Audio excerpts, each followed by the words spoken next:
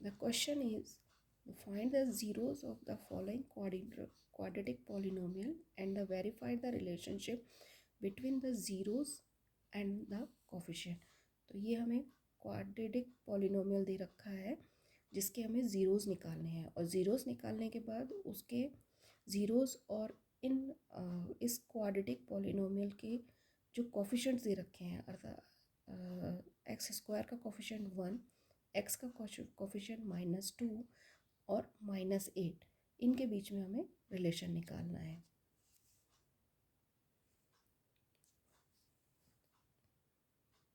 तो सबसे पहले हम इसके फैक्टर्स करेंगे, और फैक्टर्स को हम जब ज़ीरो के बराबर पुट करेंगे तो वो हमें इसके ज़ीरोज़ निकल जाएंगे। तो आप देखिए कैसे निकालते हैं। इसके पहले फैक्टर्स करते हैं हम।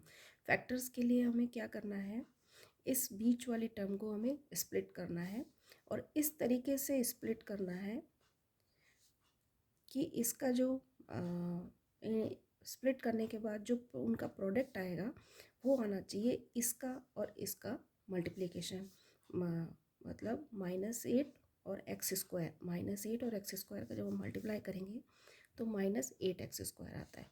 तो देखिए -2x को हम स्प्लिट कर सकते हैं -4x + 2x। देखिए जब यदि हम इसको सॉल्व करें, इसको सिंप्लीफाई करें तो हमारे पास यही आएगा। अब इन दोनों स्प्लिट टर्म्स को यदि हम मल्टीप्लाई करें तो -4x 2x, तो ये इसके इक्वल आएगा। देखिए माइनस प्लस का माइनस आएगा, 2 4 ज़ा 8 आएगा, और x को जब हम x से मल्टीप्लाई करेंगे तो x² आएगा। इसीलिए हम इसको इस तरीके से स्प्लिट करेंगे। तो -x 2x की जगह हम लिखेंगे -4x + 2x - 8।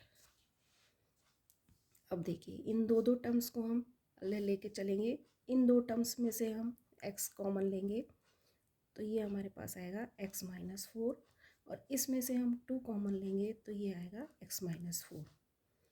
अब इन दोनों को कॉमन लेंगे तो हमारे पास बचेगा x + 2। देखिए अब देखिए हमने इसके फैक्टर्स कर लिए हैं। अब फैक्टर्स करने के बाद जब हम इसके ज़ीरोज़ निकालेंगे, सो द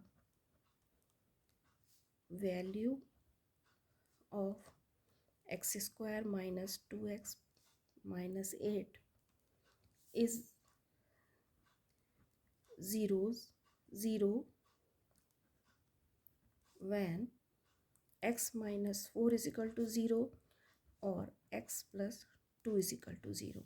तो देखिए इसको हम क्या करेंगे, अलग अलग ज़ीरो हम रखेंगे, जिससे क्या होगा कि यदि या तो इसकी वैल्यू हम ज़ीरो रखेंगे तो इसकी वैल्यू ज़ीरो हो जाएगी, इसको यदि ज़ीरो हम रखते हैं तो ये जो हमें पॉलिनोमियल दे रखा है उसकी वैल्यू ज़ीरो आ जाएगी। तो इसीलिए ये इसके ज़ीरोज़ कहलाते हैं। ये देखिए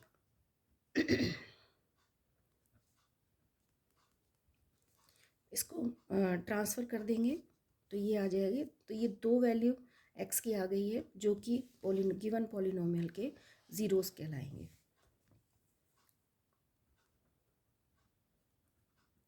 Therefore zeros of given polynomial is 4 and -2। Question के सेकंड पार्ट में हमें ज़ीरोज़ और कोफिशिएंट्स के बीच में रिलेशन वेरीफाई करना है। तो ज़ीरोज़ हमारे यहाँ हैं 4 and -2। इसको यदि हम अल्फ़ा = 4 और बीटा = -2 मान लें तो देखिए सबसे पहले रिलेशन क्या होता है क्वाड्रेटिक पॉलिनोमियल्स में। क्वाड्रेटिक एक जर्नल यदि हम फॉर्म मान लें, ax एक जर्नल फॉर्म एक क्वाड्रेटिक पॉलिनोमियल की हम मान लें, ये है, और इसके जो ज़ीरोज़ हैं वो ये है,